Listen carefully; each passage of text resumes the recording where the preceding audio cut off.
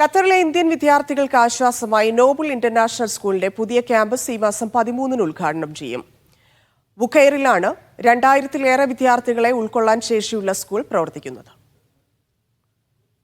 ആധുനിക സൗകര്യങ്ങളോടെ വിദ്യാർത്ഥികൾക്ക് ഏറ്റവും മികച്ച പഠനാന്തരീക്ഷമാണ് പുതിയ ക്യാമ്പസിൽ നോബിൾ സ്കൂൾ മാനേജ്മെന്റിന്റെ വാഗ്ദാനം.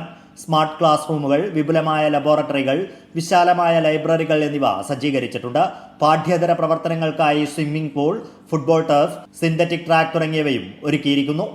വിശാലമായ ക്യാമ്പസിൽ 2000-ലേറെ വിദ്യാർത്ഥികൾക്ക് പഠിക്കാൻ സാധിക്കും. ഇന്ത്യൻ അംബാസഡർ വിപുലും ഖത്തറിലെ വിവിധ മന്ത്രാലയങ്ങളിൽ നിന്നുള്ള പ്രതിനിധികളും 13-ന് നടക്കുന്ന ഉദ്ഘാടന ചടങ്ങിൽ പങ്കെടുക്കും. വിദ്യാർത്ഥികളുടെ വർണ്ണാഭമായ കലാപരിപാടികളും അരങ്ങേറും.